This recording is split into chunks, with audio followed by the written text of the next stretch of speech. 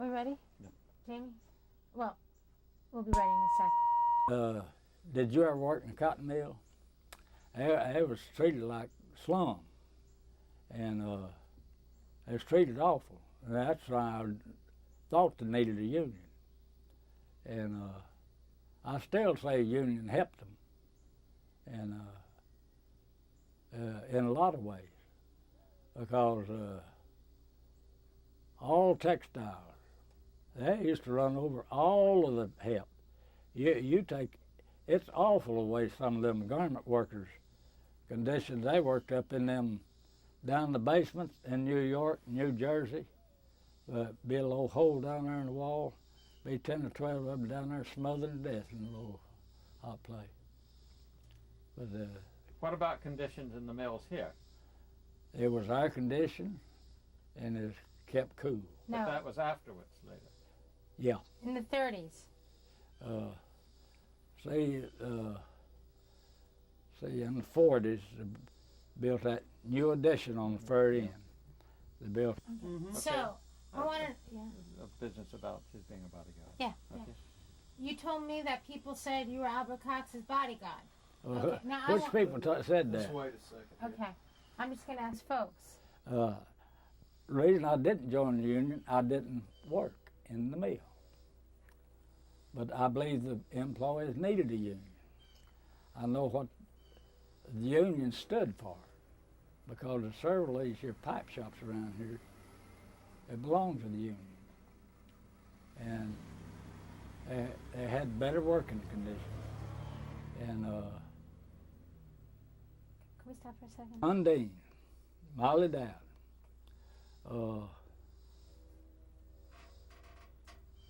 Cox, and Alice Berry, old Cargill Hall, put out pamphlets. They filled that Cargill Hall full. And got up, John Dean, wanting the people to vote to strike. I got up and objected. They said, "What you objecting?" I said, "Has anybody been up to the management, ask them if they'd accept the union, and ask them if they would comply with our contract? It would present them." You sit down, you don't know what you're talking about. So to stay out 13 weeks, Roosevelt, which was President of the United States, issued an ultimatum that all textile workers, employees, call off the strike and go back on your job like you come out. But Dwight wouldn't accept it that way. They wanted people to come through the employment office and ask for a job. And I refused to do it because I had a job when they told me to come out 13 weeks before that, and they want me to go back and ask for a job. I don't believe in that, and I still don't believe in it. If you're working for me, and for some reason or another you quit and want to come back, and I got room for you, you won't have to go back through an employment office because I already got your record there.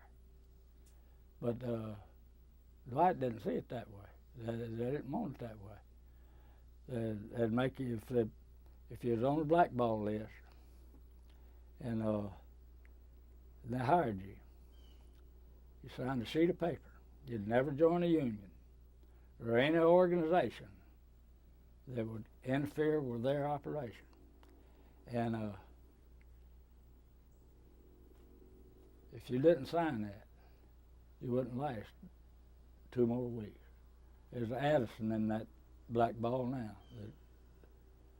They asked him if he belonged to that damn union. He told them, yeah. They fired him right then. I think his name F.M. Addison, I believe. So, Beautiful. Okay. So, Well, she was in Birmingham. you say Eula McGill was in Birmingham. Yeah. And No, I need, like, from... on the international payroll. At that time, she was living in Birmingham. She was working on employees out on Vanderbilt Road and Avondale Mills. There's old Shroud Holcomb out on Vanderbilt Road, and Avondale Mills on First Avenue and 43rd Street. Tell us something about her. Eula McGill, I didn't know her too much. I went to school with her, and that's about all I know about her. And she was pretty well outspoken herself. And I presume she still lives down there somewhere. Can we stop for a second? Yeah. I wonder, I mean, you must have.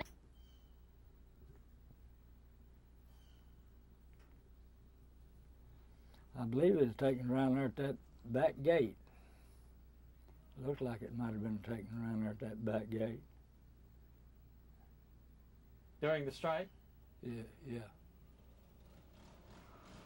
But she come over here for some reason. But she visited over here several times while I was on the Okay. strike. Just hold it. Charles Enkin's wife and myself, we got every piece of imported goods out of all the stores. Cresses, Walmart, Kmart, Woolworth. They didn't have another piece, but they'd go to Birmingham and buy it. We got it every bit took out. We had a time of getting it out. Some of the managers had to get in touch with New York and get authority to take it out. But, That was later, though.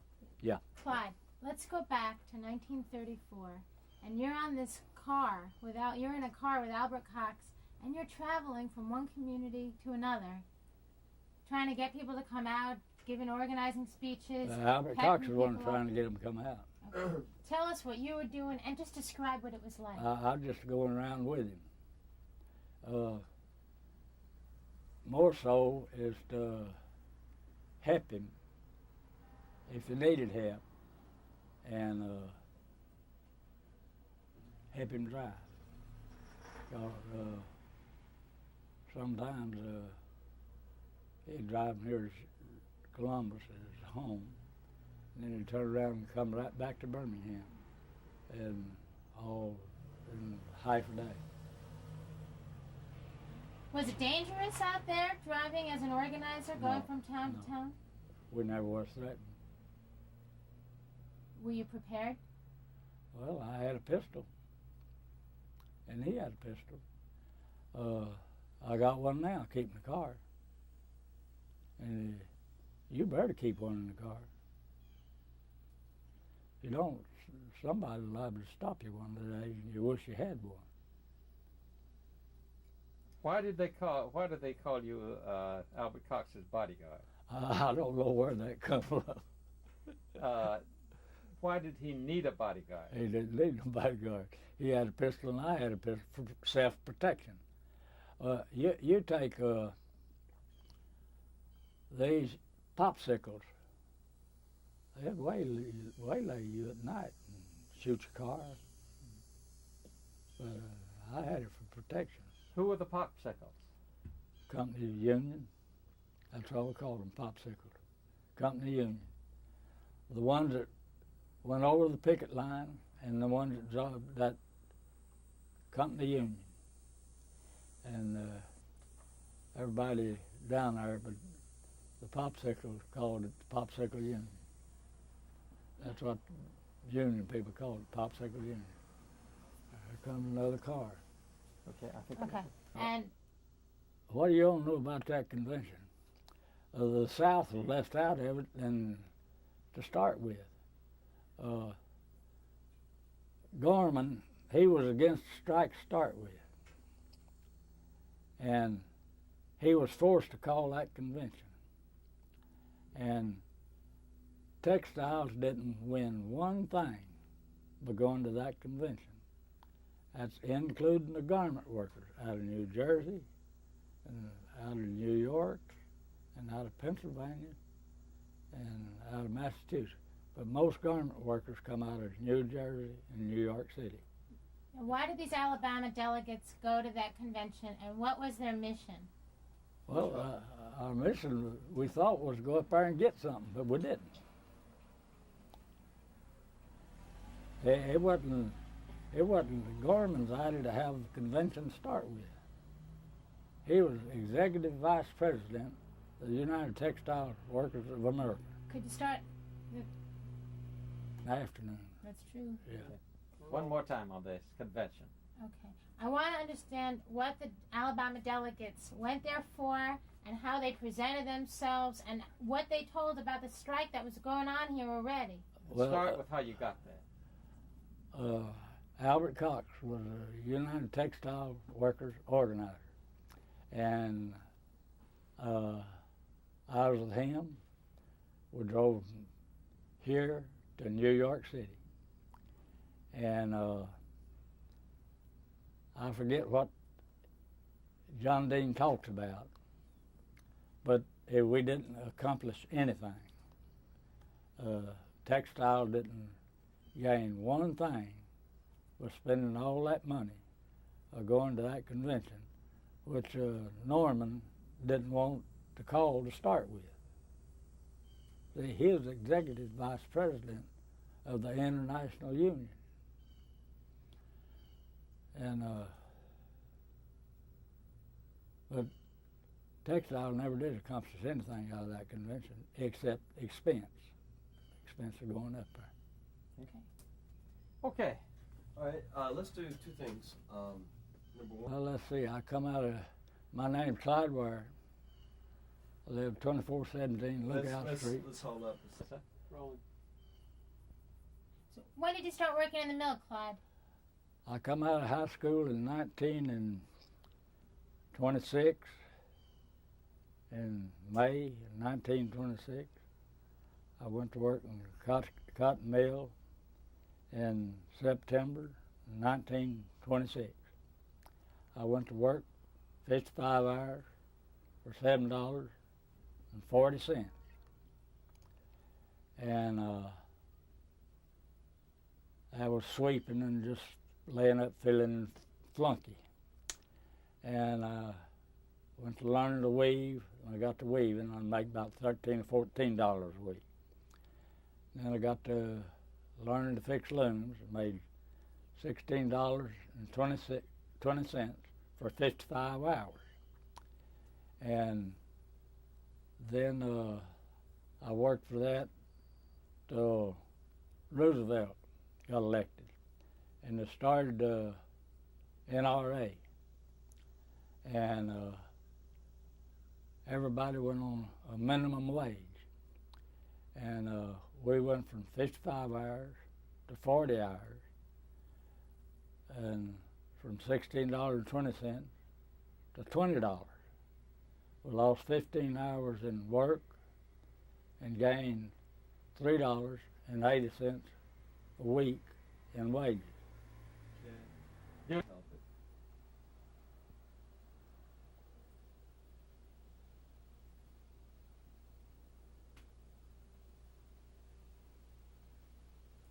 I'm gonna get me a job helping Judy.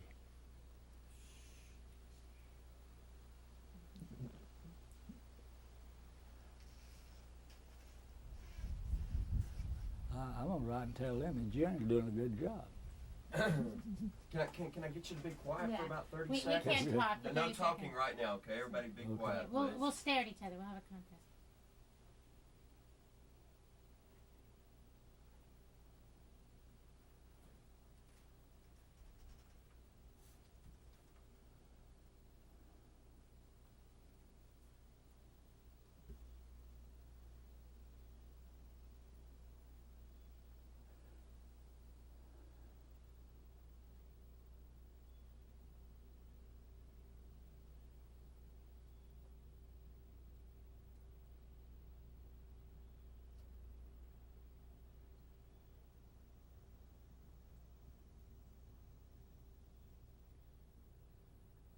Okay. Formidably doing.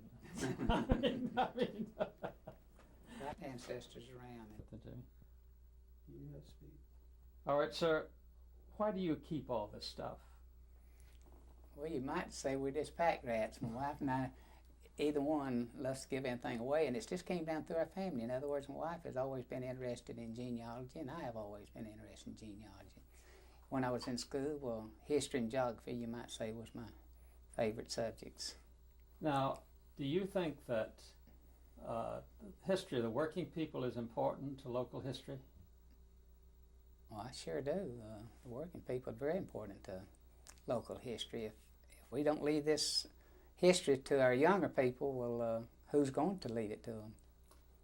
The surprising thing to me, and I grew up, remember, in the Reynolds Tobacco Company town, is that you go through local history and you almost never see anything about the working people.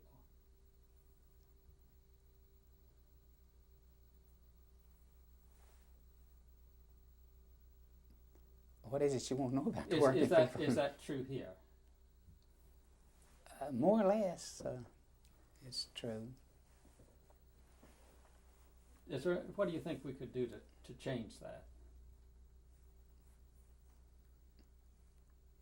Just have more activities for the working people. Just let it be known, more PR for the working people, that we would understand this, how the working people really, what's going on and everything. I know when I was working, well, I had no problem because my thing was coaching baseball, so I'd leave work and go coach baseball and the youth program, and I had a full life, so to speak. If I had it to go over, I'd coach baseball, youth, and I'd work at the steel plant, as well as I early worked at Dwight Manufacturing Company in my early years. Now, you've done a lot of looking at local history. Could you tell us how and why Dwight Manufacturing Company came to this town? Where did it come from and how did it get here? Well, to the best of my studying and understanding what I learned just growing up, well, it originated in Massachusetts. Sorry, I want you to start over and say Dwight Manufacturing Company originated. Let's start again, okay? Dwight Manufacturing Company originated here in Alabama City through their home office in Massachusetts. And I understand that the supervising, the beginning of it had to come from Massachusetts, but then they put on a public relation program and went out to up on Sand Mountain and Lookout Mountain and everywhere to get workers for the local Dwight Manufacturing Company. And some of them did come from other southern mills that had a little experience, such as Cordova and Carbon Hill and the Avondale mills out of Jefferson County. And they had a pretty good working crew, in my opinion. Could you tell us how the land got selected and so forth? Well, in my study, to me, there were several well-known pioneer families of Gadsden, and one of them was J.M. Elliott, Jr., and he had a great deal to do with organizing Alabama City in 1880, and in 1881, well, the General Assembly of Alabama gave Alabama City a charter.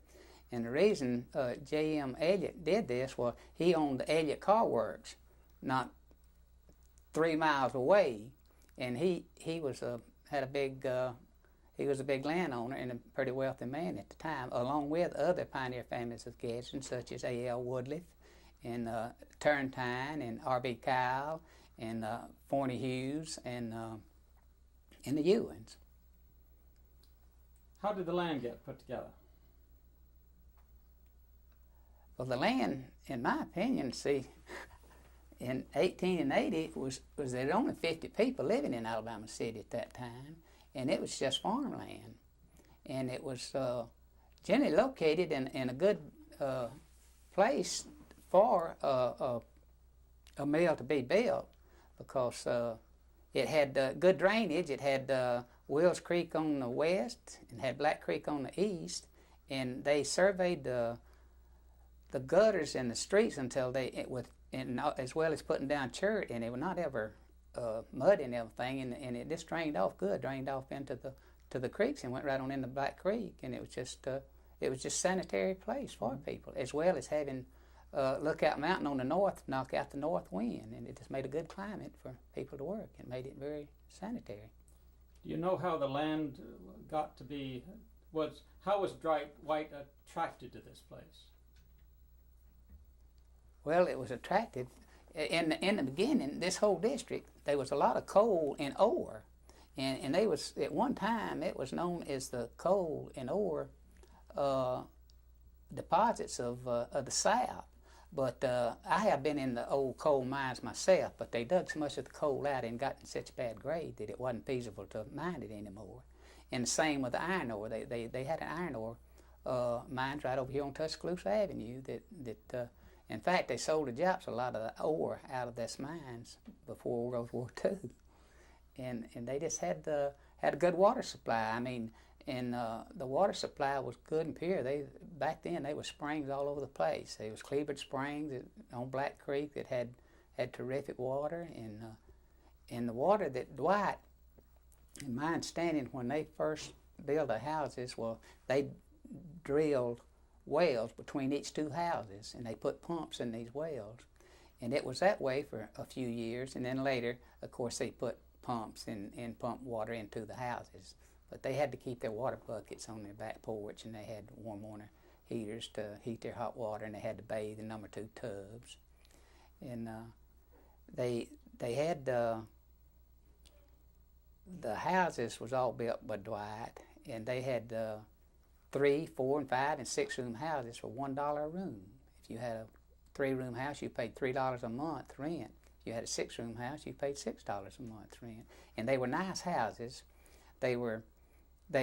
Dwight painted them every other year, and they all was individual houses as if they were separate houses. And underneath them, they didn't underpin them, but they did put lattice work where they would look nice.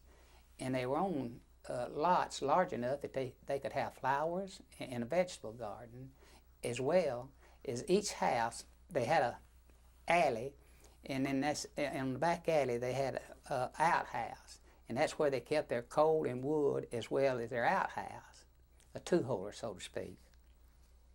And every day, well, they had what we call the honey wagon. They would come down this back alley and take care of the outhouses and carry it to a pump house in the Dwight sanitary field, and pump it off, and it would go off, so they had no problem there. Later, they did install sewage and put bathrooms in each of the houses. What about cows?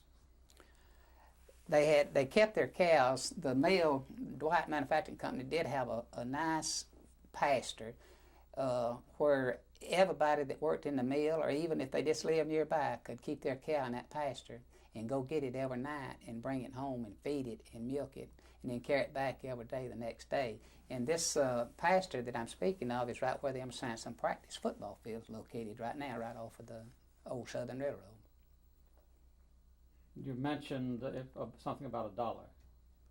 If the cow got strayed and was caught out in the streets of Alabama City and everything, well, if the Alabama City Sanitary Department had to pick it up, they would take it and put it in a pen right behind the city jail on Sansom Avenue, and they would keep that cow there until it was claimed. And if it was your cow, and when you claimed it, you had to pay $1 a day for the time that they fed and kept the cow.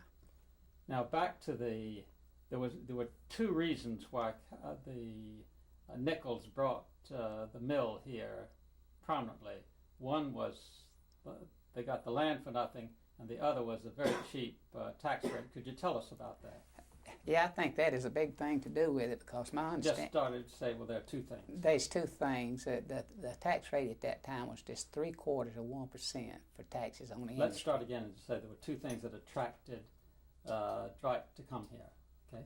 There were 2 things that attracted Dwight to come here, and first was that the tax structure was real reasonable. It was 3/4 of 1% for all industries, and that drew a lot of industries to Alabama City. And the land? And the land was just the right kind of land for it. It was formal farmland and everything. It was just located to where they could survey it. And incidentally, Lom Jackson surveyed as many of the streets of Gadsden in the 20s and 30s as any one construction company I know of, and he did a terrific job. And would you like to mention that this land was donated, or do you feel uncertain about that? Well, I'm sure the land was donated, but I think all of those pioneer families were very anxious to get the mill to Alabama City, even though it was what was called the Greater Gadsden area at that time, because it was just soon after that until the Southern Steel Company located in Alabama City. Let's go back. If you're comfortable saying that land was donated, could you say that the 168 acres were donated by these prominent families to the mills? I feel like the prominent families of Gadsden donated this land, R.B. Kyle, J.M. Elliott, and the Turrentines, and the Woodliffs, and Hughes families of Gadsden. Okay, why do you think they donated it? Well, I think they felt that the possibility of this location was great for the whole area, for the whole, it was called the Gadsden area. And it just meant more to their businesses too, because they all had businesses. They all were in the lumber business, or the stove foundry business, or the pipe shop business, or the steel plant business, and of course later the Goodyear Tire and Rubber Company, which at one time was the largest rubber company in the world. And it's still a leading industry for Gadsden, and the steel plant is still a leading industry. But of course Dwight is gone now because you just don't need as much. You might say polyester and silk mill thing is taken over from cotton, but there's still some big cotton plantations here in Alabama. You go up in Limestone County and everything, you'll find some huge cotton plantations to today.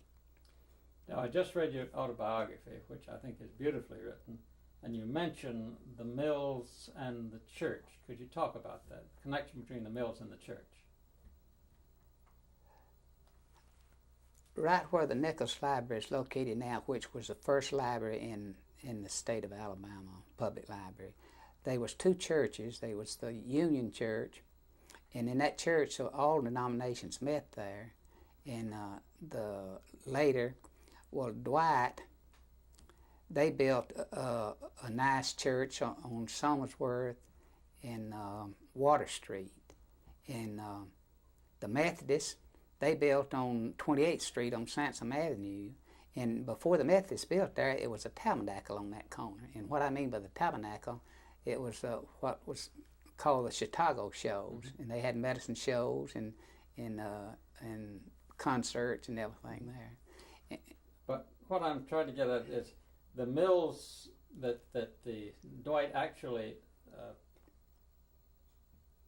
paid for building the churches and helped the churches out. Could you talk about that? As though the audience doesn't know that. Let me start from the beginning. Okay. The first church that I went to at age 3 was up over the Masonic building on 4th Street, 96 North 4th Street. It was a non-denominational street, but when I reached 5 years of age, I started the Dwight Baptist Church on the corner of Somersworth and Walters. And Dwight built that church, and their pastor was Robert Locke, and they paid for the church completely, everything. They paid the preacher and paid everything. That Dwight was good to their church, to the Dwight Baptist Church. Now, the Methodists, they were on their own, and the Church of God, 1 block down Sansom Avenue, they were church. And then right on Sansom Avenue was the Church of Christ, and then right on down below that was the Nazareth Church. And they were all on their own. Now, in some places, and we're mentioning East Noonan, Georgia, for example, the superintendent of the mill was also the superintendent of the Sunday school. And he was very much interested in getting people to go to church. Was there anything like that here at Dwight? Here at Dwight, one of the most ladies that had the biggest influence on me was head nurse at Dwight Manufacturing Company. Her name was Mary Hamilton, and she had as much influence on the youth of Alabama City in the 20s and 30s as anybody I know of. And the doctors of that Dwight had was Dr. Cantrell and Dr. Acton Mitchell and Dr. Isbell. And they were all church-going doctors. They all was very active in their church of their choice.